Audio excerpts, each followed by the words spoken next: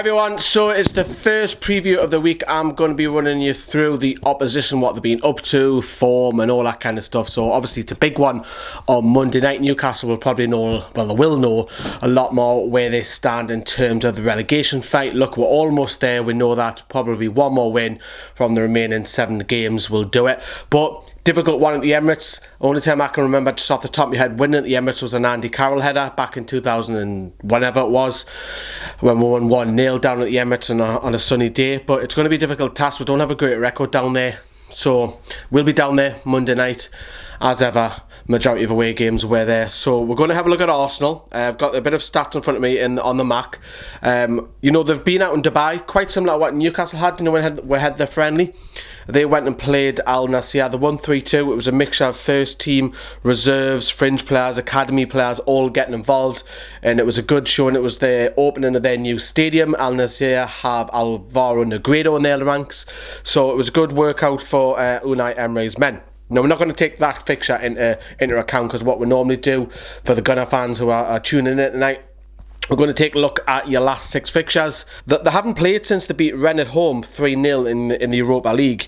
And if you look at those 6 fixtures, you'll see obviously the Man United win, which is a great win, because remember Man United were flying, and the draw away to Spurs are the 2 standout ones. Yes, you probably just point out the one at the thumping 5-1 win at home against Bournemouth, is a good win there also. But they're in great form from the last possible 12 points, which they could have picked up. They picked up 10 points, scoring a lot of goals, 14. That's more than 2 a game. Averaging, just under a goal per game conceded. So it is a difficult task for the two, as I touched upon.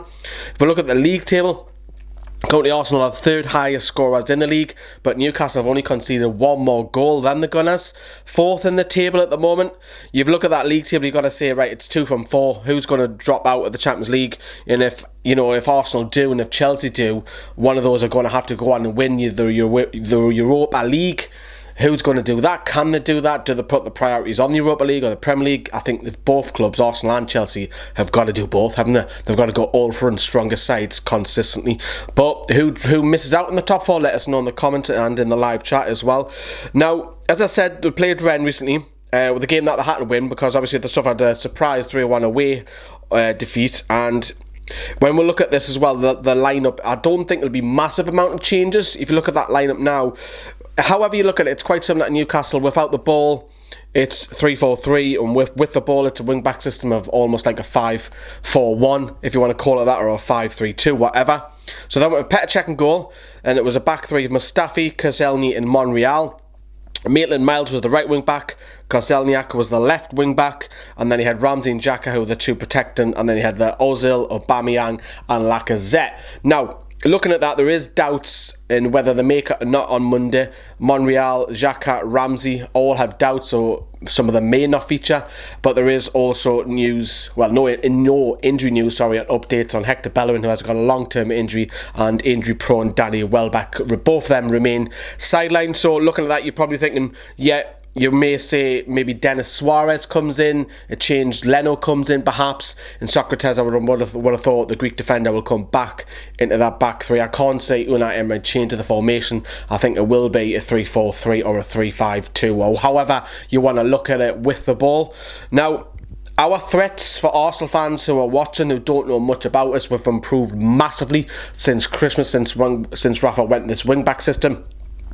Without the ball, it's very defensive. We'll have a flat back 5, and then you have the 2 central midfielders, so it's almost like 7 men behind the ball, 8 if you include the goalkeeper, with Matt Ritchie left wing back, and then you're going to have Yedlin, and then you're probably going to have Hayden in another central midfielder, which you either expect Shelvey or Diarmi to play, and they'll sit and protect, and Newcastle will try and go on the counter.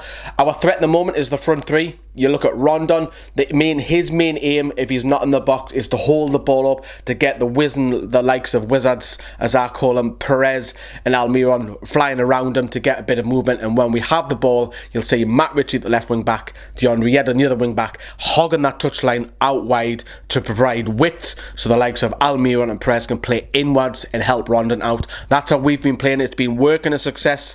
As I say, Newcastle are almost safe. We will win at the Emirates. I don't personally think so. So I think getting a win after this is bigger fish to fry. You've got Palace.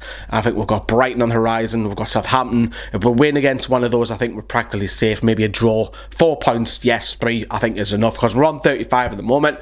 So prediction-wise, I'm going to predict later on the weekend. We've got an event coming up on Saturday for Newcastle fans if you're there.